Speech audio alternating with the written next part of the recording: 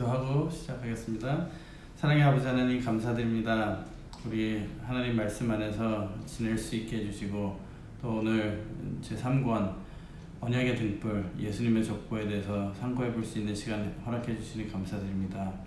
아버지 하나님 저희들 말씀 볼 때마다 성령님 함께 해주시고 이 말씀이 그냥 귀에 들어가서 머리에만 남을 것이 아니라 우리 삶에 깨달아짐이 있게 해주시고 하나님 앞에 가까이 갈 수 있는 계기가 될 수 있도록 허락하여 주시옵소서. 저희들 각자 마음의 소원과 문제 또 생활의 어려움 가지고 하나님 앞에 나옵니다. 아버지 하나님께서 우리의 마음과 우리의 상황을 아시고 우리에게 필요한 것을 아시나니 우리가 말씀을 통해서 하나님의 나라를 구하고 의를 구할 때 하나님께서 모든 문제 함께 해결해 주시고 또 더 좋은 길로 인도해 주실 줄 믿고 감사드리오니 아버지 하나님 저희들 믿을 수 있게 해주시고 저희들 마음의 모든 어두움 말씀의 빛으로 내쫓아 주시옵소서. 그렇게 이루어 주실 줄 믿고 감사드리며 예수님을 받들어 간절히 기도드리옵나이다. 아멘. 지난주는 서론의 서론 1과였고요. 오늘은 예수님의 족보의 서론, 예수님의 족보에 대해서 잠시 살펴보도록 하겠습니다. 마태복음 1장 1절에서 17절 내용이고요. 1장 1절하고 17절만 읽겠습니다. 내용은 다 낳고인데 일단 1절과 17절을 읽겠습니다. 아브라함과 다윗의 자손 예수 그리스도의 세계라. 여기서 세계라 할 때는 Book of Genealogy예요. 영어로는 그러니까 계보라 또는 그 대수를 다 기록한 책이다라는 원어적인 의미를 가지고 있습니다. 그 다음에 17절은 그런즉 모든 대수가 아브라함부터 다윗까지 14대요 다윗부터 바벨론으로 이거할 때까지 14대요 바벨론으로 이거한 후부터 그리스도까지 14대더라. 그래서 14 더하기 14 더하기 14는 42대죠. 그런데 이 내용이 아브라함부터 다윗까지 역사를 생각해 볼 때 아브라함부터 다윗까지 그 다음에 다윗부터 바벨론으로 이거할 때까지 열왕들의 역사 그 다음에 바벨론부터 예수님까지 그 기간을 어제 우리 세미나 한 내용처럼 중간기, 암흑기라고도 해요. 바벨론 이후에 바사 통치를 하죠. 그 다음에 헬라가 들어오고 그 다음에 로마예요. 그 역사가 이스라엘 백성 포로 이후 시대에서부터 예수님 오시기까지 진짜 역사의 변천기라고 할 정도로 막 빠르고 크게 역사가 막 변하고 이리 왔다 저리 갔다 하는 그 시대인데 이 첫 14대 1기를 3권에서 다루고요. 두 번째 14대는 4권, 세 번째 14대는 5권이에요. 근데 여기서 보면요. 이제 패턴이 있어요. 아브라함과 다윗의 자손 예수 그리스도의 세계라. 그렇게 해서 아브라함이 이삭을 낳고 이삭은 야곱을 낳고 이렇게 패턴으로 낳고를 가요. 유다는 다말에게서 베레스와 세라를 낳고 여기서는 그 패턴에서 추가가 좀 돼요. 그러니까 아브라함은 야곱을 낳고로 끝났었는데 여기는 유다는 다말에게서 여기서 여자가 추가가 된다는 거죠.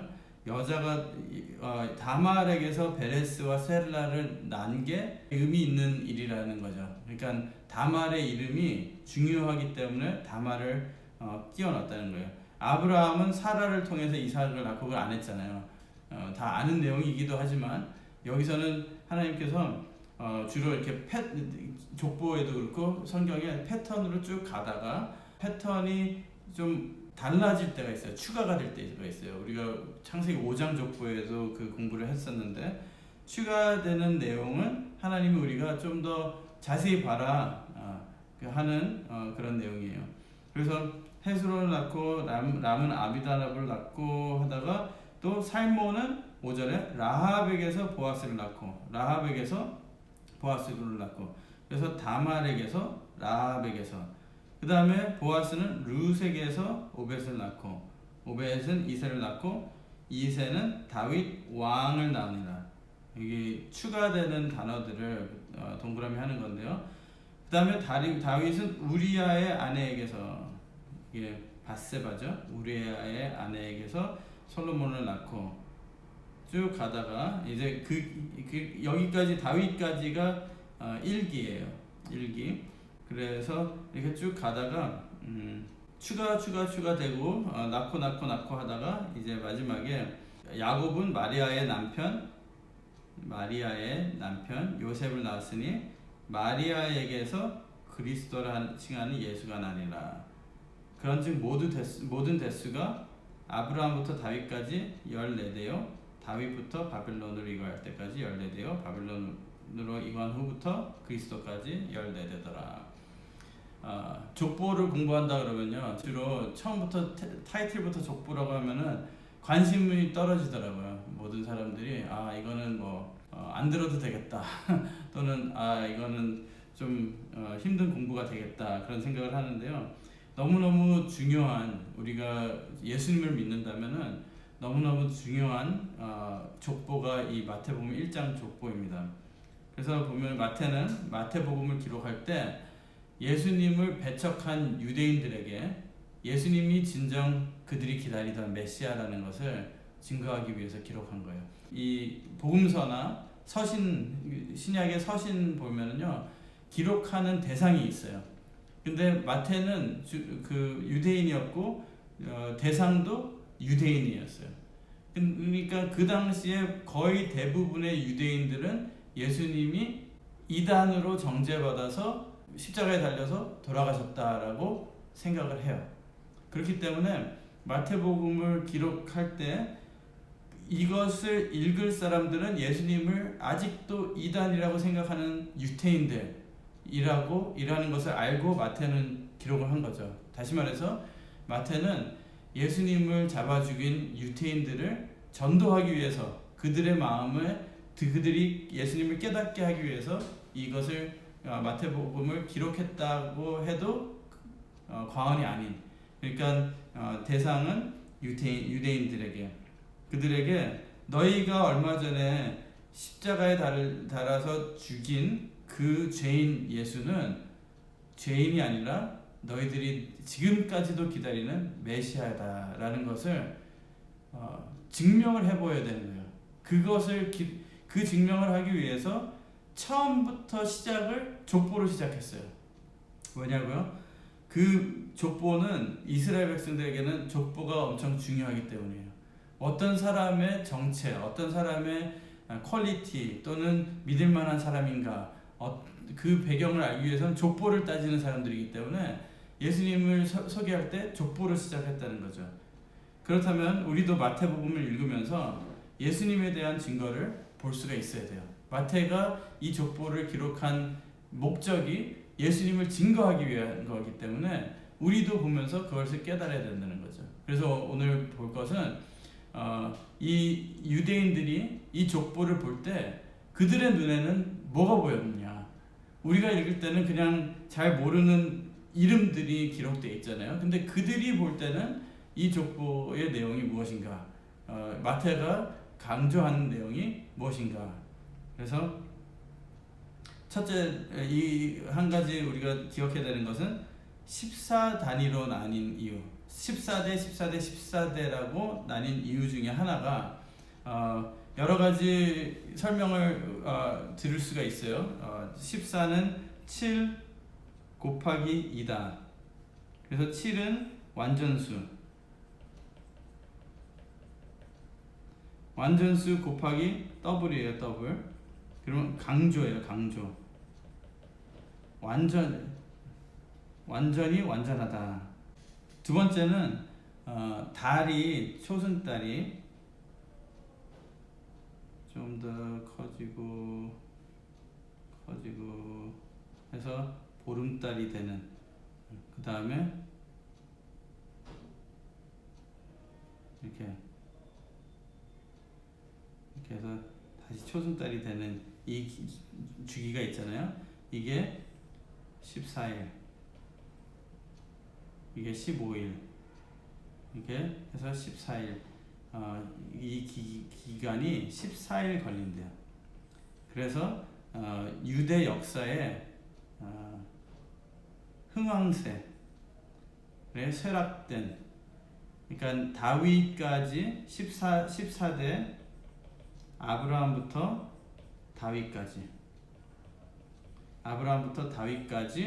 14대 동안에는 이스라엘이 하나님의 복을 받아 진짜 통일 왕국을 이루게 되는 그렇게 올라가는 주기였다면은 다윗이 이제 죄를 짓잖아요.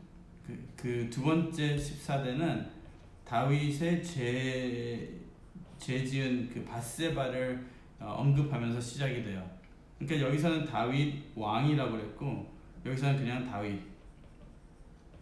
다윗에부터 이제 바벨론 포로 때까지 하락세죠. 내려가는 거예요. 그리고 포로 이후 예수님까지는 다시 올라가는 그런 역사의 주기를 말씀하는 의미도 있어요. 근데 오늘 제가 더 강조하고 싶은 것은 여기에 14는 다윗의 이름에 대한 수의 값이다. 다윗의 이름에 대한 수의 값이다. 히브리어는 지난번에도 한번 말씀드린 것 같은데요. 히브리어는 알파벳에 번호가 있어요. 그러니까 알파벳에 수의 가치가 있다는 거죠. 이게 알렙, A 같은 거예요. 그 다음에 베이트, B예요. 히브리어는 거꾸로 쓰기 때문에 오른쪽에서 왼쪽으로 알렙, bet, 기멜, 이건 G 같은 거예요. 그 다음에 이건 달렛, 이게 D, 해, 이게 H, 그 다음에 vav, 이게 W나 V예요. 그래서 이것만 가지고 다윗을 한번 써보도록 하겠습니다. 다윗은 D하고 W나 V겠죠. 한국말로는 다윗, W고 영어로는 데이빗, V잖아요. 이게 히브리어도 옛날에는 W 이렇게 한국식으로 우리 한국 발음이랑 비슷하게 발음을 했는데 이후에 이제 현대 히브리어에는 V로 발음을 해요. 그래서 다윗가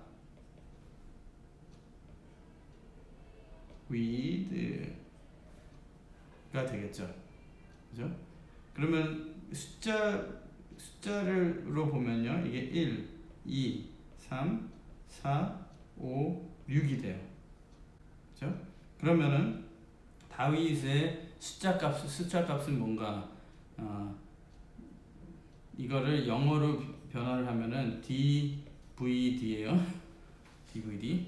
그래서 이걸 숫자로 하면은 이거 D는 4 플러스 이거 바브는 6 플러스 또 4 이꼴은 14예요. 그러니까 다윗의 이름의 값이 숫자로 치면은 14였다는 거예요. 이게 왜 중요하냐면요. 마태복음 1장 족보는요. 처음에 시작한 게 아까 여기 보시면요. 아브라함과 다윗의 자손 예수 그리스도의 세계라 그랬어요. 근데 여기서 두 인물이 중요한 건데 여기서 다윗의 자손 예수 그리스도 해놓고 여기서 다윗 왕이라 그랬어요. 이 계보를 이스라엘 백성들이 볼 때는 왕의 계보예요. 왕의 계보다. 왕의 족보예요. 그러니까 전체적으로 다 봤을 때 다윗이 중심이에요. 중심이고 하나님께서 이스라엘 백성들은 아브라함과 다윗을 중요하게 생각을 했는데 특히 다윗은 왕이기 때문에 왕의 자손이라는 것을 중요하게 생각해요. 그러니까 그 당시에 나는 왕가에서 태어났어. 나는 다윗의 자손이야 하는 말은 다윗의 계보에 다윗의 자손으로 태어났다는 것을 증명하기 위해서 증거로 갖고 나온 게 이 족보라는 거예요. 그러니까 그들에게는 저거 보면은 내 족보인데 그게 되는 거예요. 펼쳐 읽으면서 볼 수 있었던 것이 첫째로는 자기네들의 자존심인 내 족보, 나의 족보, 내 족보다 저거 나도 유대인이라는 것은 유다의 후손, 유다의 후손 중에도 더 자랑스러운 것은 다윗의 후손. 그러니까 유다 지파는 특별히 그 중에 12지파 중에 유다 지파잖아요. 유다 지파는 특별히 자존감이 강했다는 거예요. 나는 왕가 집안의 족보에서 태어난 자손이다. 근데 예수님도 그렇다는 거예요. 마태가 하는 말이, 족보는 역사의 압축, 성경의 시작과 끝에 족보가 있어요. 성경의 시작, 창세기 1장에도 족보의 시작이죠. 인류의 시작이에요. 인류 첫사람 아담에 대한 시작이고, 창세기 5장에는 이제 우리가 알듯이 아담부터 노아까지의 족보. 그리고 구약의 끝은 히브리어 성경, 이 유대인들이 읽는 히브리어 성경은 창세기로 시작해서요. 우리 성경은 말라기가 마지막 성경이잖아요, 구약에. 근데 이 사람들은 마지막 성경이 역대기예요. 역대상하, 역대기. 이 역대상하에 보면은 긴 족보가 있어요. 족보가 있는데 그 족보의 중심에는 유대 지파와 레위 지파 강조가 되어 있어요. 레위 지파는 제사장이고, 제사장 지파고, 유대 지파는 왕의 지파예요. 그래서 시작도 족보로 시작되고 끝도 족보로 끝나는 게 성경이다라는 거죠. 그러면 신약은 처음에 시작 마태복음 1장 족보를 시작해서 마지막 끝은 요한계시록에 나타나는 책이 있어요. 무슨 책이 있을까요? 이 족보 공부하다 보면요, 우리가 창세기 5장도 공부했지만 하나님의 언약 전수, 하나님의 언약이 전수되는 그 길을 보여준 게 족보예요. 그냥 혈통의 족보만 기록된 게 아니라 믿음이 어떻게 전수가 돼서 우리까지 왔느냐, 그 길을 보여주는 게 족보거든요. 그렇기 때문에 신약에서 가장 중요한 책은, 마지막 요한계시록의 책은 우리가 잘 알듯이 생명책이라는 게 있어요. 생명책. 이 책에 기록이 안 되면은 하늘나라 천국을 못 가는 거죠. 그러면 이 하늘나라 천국에 가기 위해서는 생명책에 기록돼야 되는데, 그 생명책에 기록된 사람들은 이 언약을 전수받아 말씀을 받아서 그 말씀의 씨를 끝까지 이어간 사람들, 이 족보나 마찬가지인 거예요. 영적인 족보. 그래서 구약의 시작에는 창세기 족보, 끝에는 역대기의 족보. 신약의 시작은 마태복음 족보, 끝에는 생명책이 있다. 그래서 이 유대인들은 이것을 봤을 때 나의 족보 또는 자존심, 그리고 왕의 족보, 왕가. 그리고 족보의 중요한 것은요, 첫 때와 1대하고 마지막 때, 첫 세대, 마지막 세대, 이 두 세대가 가장 중요해요. 예를 들어서 창세기 5장 족보에 아담, 셋, 에노스, 게난, 마하랄엘 쭉 가잖아요. 아담하고 또 중간에 에녹도 있지만, 중요한 것은 이 족보는 스토리예요. 스토리의 결론이 누구냐? 노아예요, 노아. 그래서 가장 중요한 것은 누구로 시작해서 누구로 끝나느냐, 이게 중요해요. 족보는 창세기 11장 족보도 노아로 시작해서 아브라함으로 끝나죠. 그래서 시작과 끝이 중요하다. 그러면은 아담으로 시작한 이 족보는 이렇게 이어져서 아브라함이 됐죠. 그 다음에 그래서 마태복음에서는 아브라함에서 예수님. 그러면 여기서 우리까지 이어지게 해주는 것이 성경의 족보인데 이제 그것을 우리가 공부를 하면서 찾아보는 거예요. 그 사람들이 보는 것은 아까 나의 족보다. 그러면은 나의 가장 자랑스러운 조상은 누구예요? 아브람. 아까 읽었듯이 마태복음 1장 1절에 예수 그리스도의 세계라. 그 다음에 누구의 아들? 다윗의 아들, 아브라함의 아들이에요. 아브라함의 아들, 다윗의 아들, 예수 그리스도. 아브라함의 자손, 다윗의 자손이지만 원어로는 아들이에요. 아들. 씨, 아브라함의 씨, 다윗의 씨, 아들. 그러면은 아브라함의 아들 그리스도라는 의미는 무엇인가? 하나님이 여태까지 구약부터 지금까지 언약해 오신, 약속하신 그 씨. 창세기 3장 15절에 여자한테 여자의 후손이 있을 것이다. 메시아 언약이죠. 메시아를 약속하셨는데 그 씨가, 언약의 씨가 그 약속이 아브라함에게 주어졌어요. 아브라함의 아들이라는 것은 그들에게는 어떤 의미인가? 약속한, 너희들 지금 언약의 씨, 약속한 아들을 기다리지 않느냐? 그 아들이 이분이다. 예수님이 그 아들이다. 라는 것을 마태는 그들에게 강력하게 심어주는 거예요. 참고로 창세기 12장 1절 2절에 하나님께서 아브라함에게 그 씨를, 축복을, 복의 근원이 될 것을 약속하셨어요.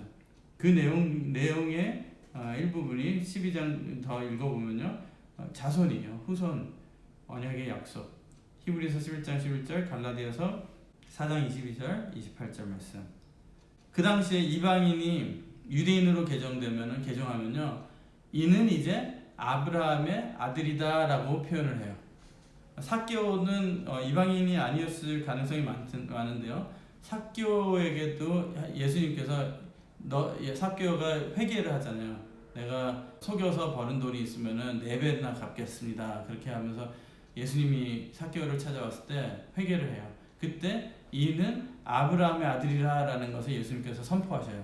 그러면은 이는 언약 백성이 됐다라는, 이스라엘 백성은 자기네만 하나님께서 택하신 언약 백성이라고 믿었거든요. 그러니까 아브라함의 자손, 아브라함의 아들이 됐다는 말은 언약 백성이 됐다. 하나님을 믿는 하나님의 백성이 됐다라는 의미를 가지고 있어요. 그리고 다윗의 아들 예수 그리스도라고 그랬어요. 다윗의 아들 예수 그리스도. 그건 어떤 의미냐? 언약의 왕이라는 거예요. 이스라엘 백성들이 기다렸던 한 메시아인데, 메시아의 두 가지 측면이 있는데, 하나는 아들로 올 것이다. 언약의 아들로 올 것이다. 두 번째는 그분이 언약의 왕이다. 오셔서 왕이 돼가지고 지금 우리가 로마 정권에 시달리고 있는데, 진짜 유대의 왕이 와서 모든 것을 다 점령하고 왕 중의 왕이 될 것이다 라는 소망을 가지고 있었어요. 물론 예수님은 영적인 하늘의 왕이지 이 땅에서 그 구데타를 일으키고 뭐 하려고 오신 게 아니잖아요. 근데 사람들은 그렇게까지도 기대를 했다는 거예요. 왕이 오실 것이다 라는 것을 기대를 했어요. 그러니까 마태복음 2장, 지금 1장 공부하는데 2장에 가면요, 바로 이제 동방 박사들이 오잖아요. 와서 이제 헤롯한테 가가지고 물어보잖아요. 유대인의 왕이 났다고 하는데 유대인의 왕이 어딨냐 물어보잖아요.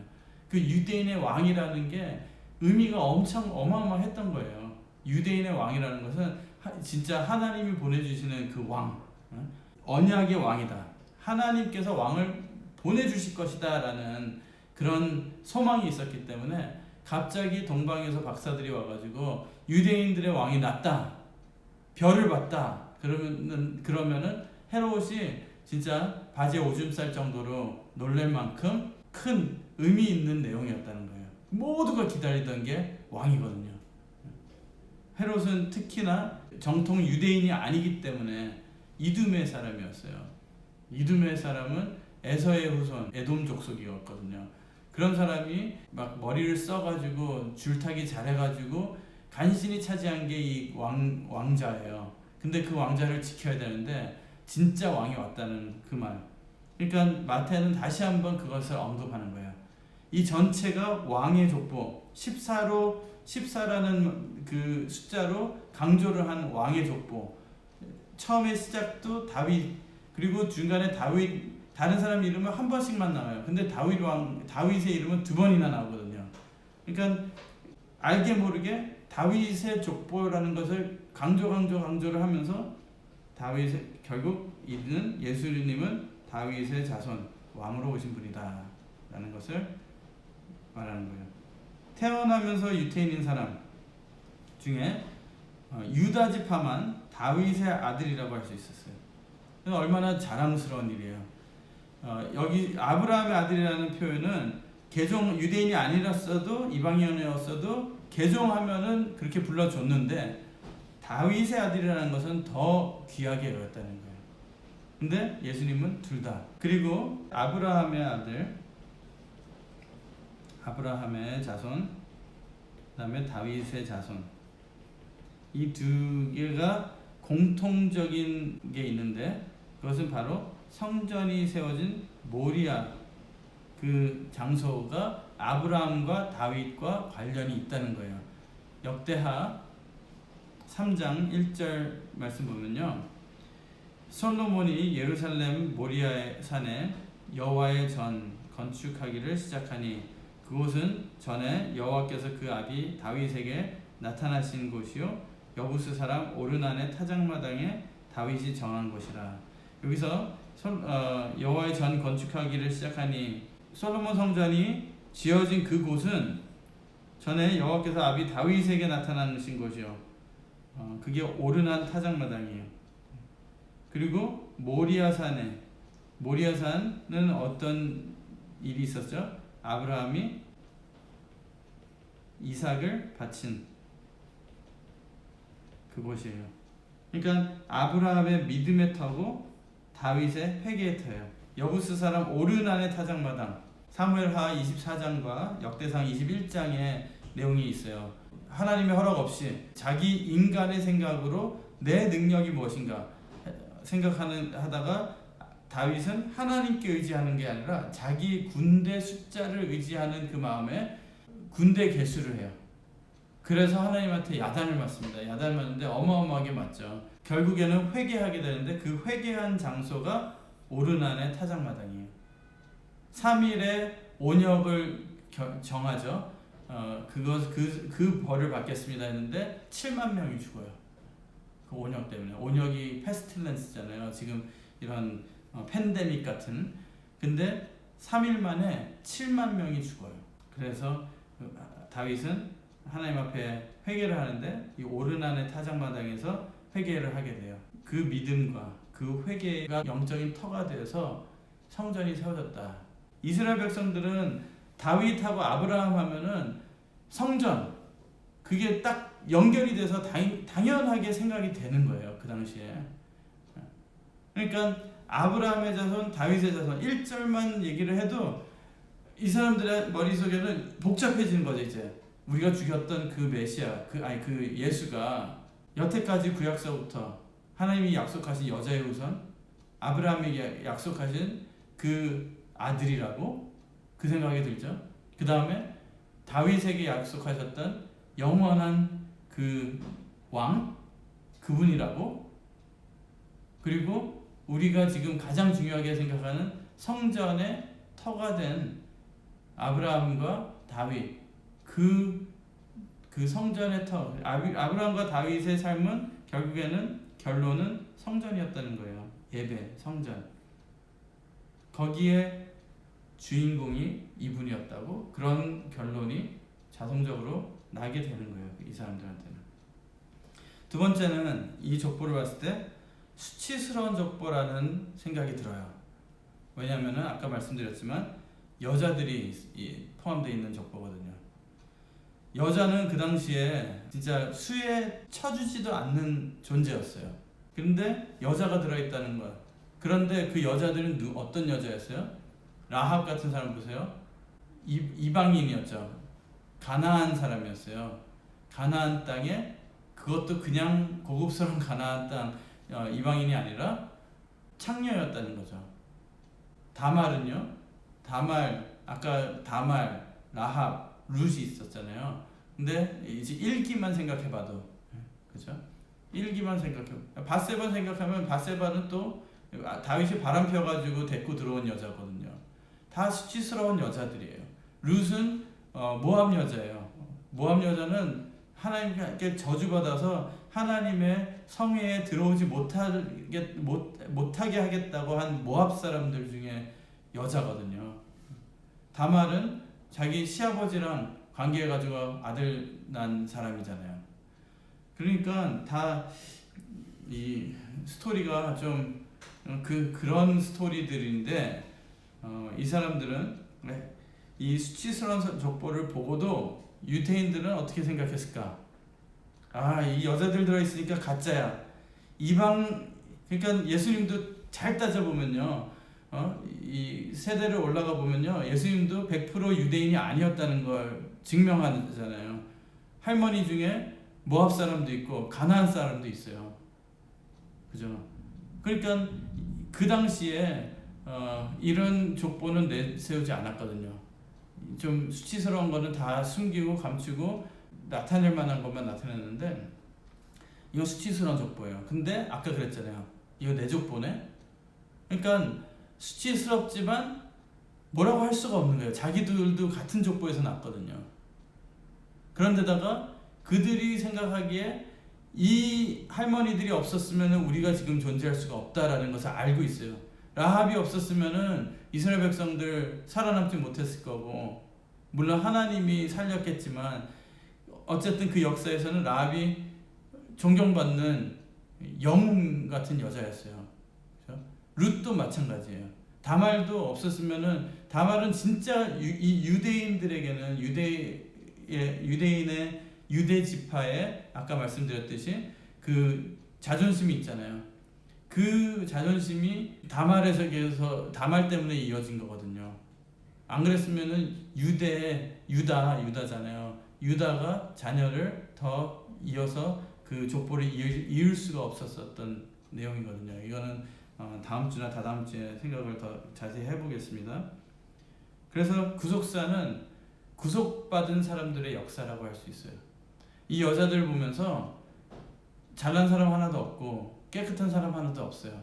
이들 중에 우리와 똑같다는 거죠. 그렇지만 구속 역사는 그런 잘난 사람들, 깨끗한 사람들, 유다 같은 사람들의 역사가 아니라 죄인들이었지만 구속받은, 하나님의 사랑을 받고 죄사함을 받은 그런 사람들의 역사라는 것을 나타내고 있어요. 그러니까 예수님에 대해서 좀 더 자세히 얘기하는 거죠. 예수님이 오신 이유는 이런 사람들 위해서 왔다. 그리고 너희들이 부인할래야 부인할 수 없는 사실이지 않느냐. 너희 조상 라합, 다말, 룻 그런 사람들이 있지 않았었냐. 그리고 너희들도 솔직히 얘기하면 그분들에게 감사한 마음이 있지 않느냐. 안 그랬으면 지금 그 당시에 너희들은 없었을 테니까. 타락을 회복하는 족보다.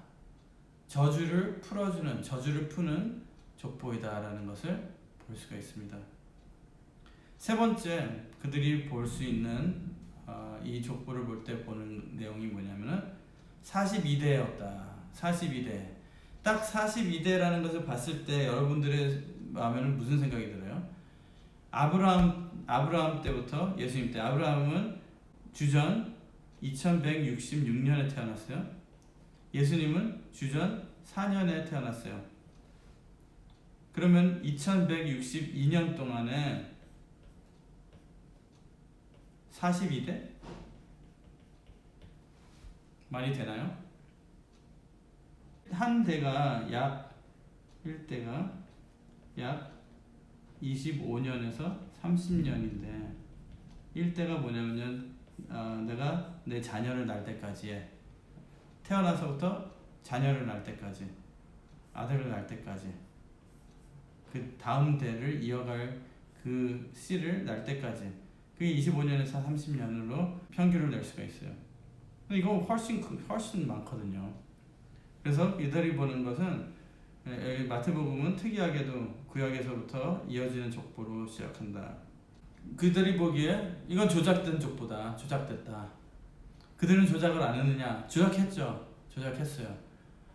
어떻게 조작했냐? 내 족보가 가장 우아하게 멋지게 보이게 족보를 조작했어요. 근데 아까 봤듯이 이건 수치스럽게 조작한 것도 아니고 빼야 될 거 빼지 않은 것 같은 느낌. 그리고 그 당시 정통 유대인이라면 웬만한 족보는 대충이라도 외우고 살았어요. 특히 자기 족보는. 예수님의 족보를 볼 때 생략된 대수가 많다는 것을 바로 누구든지 알 수 있는 이 내용을 보면요. 42대밖에 안 된다고 처음부터 생각해 볼 수가 있고, 웬만큼 대수를 외운다면은 이 사람들 다 어디 갔어? 그렇게 생각해 볼 수 있는 거예요. 그렇다면 어디가 빠졌는지 관심을 가질 거 아니에요. 왜 뺐을까? 이 사람들은 왜 빠졌을까? 그것을 하나님께서는 이들에게 또 우리에게 생각을 해보라고 인도를 하시는 거예요. 빠진 대수가 왜 생략됐는지 알게 되면은 우리는 어떻게 하면 예수님의 족보에 들 수 있을지 알 수가 있다는 것이죠. 그것에 대해서도 이제 앞으로 공부를 하겠는데요. 요한계시록 3장 5절 말씀, 이기는 자와 이와 같이 흰 옷을 입을 것이요 내가 그 이름을 생명책에서 반드시 흐리지 아니하고 내 이름을 내 아버지 앞과 그 천사들 앞에서 시인하리라. 그래서 하나님께서 말씀하시는 것은 우리도 그 족보에, 영적인 족보에 들어야 된다. 그러면 그렇게 들기 위해서는 어떻게 해야 되느냐? 이 3권 구속사 시리즈 3권 언약의 등불을 통해서 우리가 생각을 해보고 배워볼 수가 있습니다. 또 이들에게는 이 40이라는 게 너무나도 큰 의미가 있는 숫자예요. 출애굽에서 가나안까지 노정을 떠올리게 하는 숫자죠. 42곳 진을 쳤잖아요. 그래서 이 족보에 담긴 인물들이 구속사 역사에 영적 가나안에 인도하는 중요한 장막을 친 인물들이 같이 느껴지는 거죠. 그럼 결론으로 마태는 복음서의 서두부터 족보를 통해서 유대인들의 최대 관심사를 명중한 거예요. 그래서 우리는 족보를 시작하면 와 보링 하겠네, 이거 힘들겠네 그러지만 그들에게는 족보를 시작하면은 이거 정통적인 건가 딱 이제 보는 거죠. 그리고 관심을 갖게 되는 거예요. 그들이 가장 중요하게 생각하는 인물들과 역사에 가장 의미 있는 사건을 생각하게 하고 그 인물들과 사건의 이유, 또 왜 빠졌는지 생략된 이유, 또 주인공이 바로 예수 그리스도라는 것, 그것을 밝히기 위해서 마태복음 1장에 신약의 시작을 족보로 시작했다. 그들도 족보의 주인공은 그 족보의 마지막 때의 인물이라는 것을 잘 알고 있었다. 아까 말씀드렸죠. 근데 이 족보, 마태복음 1장 족보의 마지막 인물은 누구예요? 예수님이에요. 그러니까 이 족보, 아브라함이 있었던 이유, 다윗이 있었던 이유, 이 모든 역사가 있었던 이유는 누구 때문에? 예수님, 마지막에 오는 그 예수님, 결론이 예수님이잖아요. 그 예수님 때문에 이 모든 사건들과 인물들이 있었다라는 것을 이 족보를 통해서 얘기해 주는 거예요. 믿기는 싫었지만 믿을 수밖에 없는 족보. 믿기 싫지만 믿을 수밖에 없는 족보. 그러나 여기서 예언적인 내용도 있어요. 예수 그리스도가 42대째 오신 것을 말씀을 하셨지만 실은 한번 세보세요. 이름이 몇 개인가. 아브라함부터 예수님까지 몇 대인지 한번 숫자를 세보세요. 41대가 나와요. 그러면은 성경이 마태가 숫자를 잘못 세가지고 14대라고 해서 42대를 결론으로 내렸느냐? 당연히 아니겠죠. 그러면은 그 이유는 무엇인가? 분명 42대여야 되는데 42대여야 되는데 아직 이루어지지 않았다는 것. 광야에서도 광야에 진친 곳은 41곳이에요. 그 다음에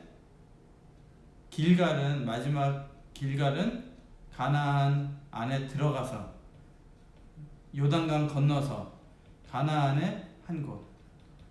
가나안은 우리가 천국을 상징하잖아요. 천국 마지막 정착할 곳, 들어가는 곳. 그럼 이 41대가 아브라함부터 예수님까지 왔어요. 이게 41대예요. 그래서 42대는 뭘까요? 42대. 여러 가지로 생각해 볼 수 있지만 예수님이 다시 오신다 그랬어요. 다시 오신다 그랬고, 또한 여기서 아브라함이 낳고 그랬잖아요. 이삭을 낳았다는 것은 아비가 됐다는 거예요. 아버지가 되고, 그런 의미거든요. Abraham begat이잖아요. begot 아이삭인데 이게 fathered라고 번역이 될 수도 있어요. fathered, 동사로 아빠가 되었다. 이 성경적으로 fathered, 아버지가 되는 것은요, 씨를 전수해야 돼요. 근데 누가복음 8장 11절에 씨는 말씀이라고 그랬어요. 그래서 그 말씀을 전수한 자가 아버지가 되는 거예요. 아들은 그 말씀을 전수받은 사람이에요. 예수님의 그 말씀을 전수받은 그대가 누구일까?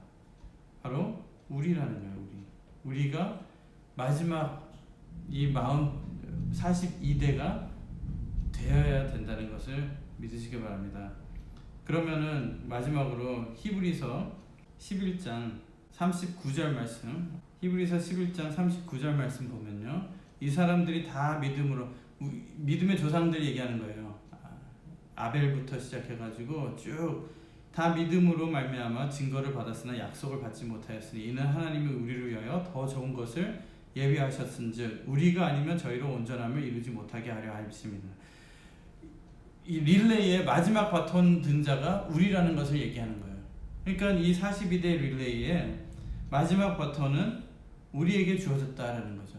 우리가 믿음의 42대가 되어야 이제 이게 완전하게 완성될 수 있다. 그래서 예수님은 그렇게 된 자들에게 다시 오신다 그래요. 히브리서 9장 28절에, 히브리서 9장 28절, 이와 같이 그리스도도 많은 사람의 죄를 담당하시려고 단번에 들이시반 되셨고 초림 때 구원에 이르게 하기 위하여 죄와 상관없이 자기를 바라는 자들에게 두 번째 나타나시리라. 그래서 그렇게 두 번째 오시는 게 누구에게? 예수님의 그 십자가 보혈의 공로로 우리 모든 죄를 사함받고 이제는 죄와 상관없이 된 우리들에게 다시 오시는 그 마지막 시대를 예표하는 그 대수가 42대, 42번째 세대라는 것을 말씀하고 있는 것입니다. 그래서 우리도 이 마지막 때, 마지막 세대, 42대가 42대가 되는, 교회 전체적으로 그렇게 하나가 돼서 42대가 되는 거예요. 그런 축복과 은혜를 받으시길 바라겠습니다. 다음 주에는 우리가 또 아까 말씀드린 왜 생략이 되고 또 이 여자들의 감추어진 그런 스토리는 무엇인가 한번 생각해 보도록 하겠습니다. 기도드리겠습니다. 사랑의 아버지 하나님, 감사드립니다. 부족하고 연약한 저희들이고 죄악에 물들어 어떻게 씻을 수 없는 저주받은 우리들이지만 하나님께서 우리를 사랑해 주시사 예수님의 자녀로 삼아주시고 우리의 모든 죄를 씻어주시고 예수님 앞에 나오고 예수님의 족보에 들 수 있게 해주신 줄 믿고 감사드립니다. 아버지 하나님, 이 말씀을 가지고 산다는 것에 조금이나마 감사하고 자부심을 가지고 살 수 있게 허락해 주시고 이 세상에서 두려움으로 사는 것이 아니라 사단을 이기고 승리하는 삶을 살 수 있도록 허락하여 주시옵소서. 우리 각자 있는 모든 문제와 기도 하나님께서 진짜 들어주시고 응답해 주시고 함께해 주심으로 하나님이 살아계시다는 것을 날마다 체험할 수 있는 우리 모두 될 수 있도록 허락하여 주시옵소서. 그렇게 이루어 주실 줄 믿고 감사드리며 예수님 이름 받들어 간절히 기도드리옵나이다. 아멘.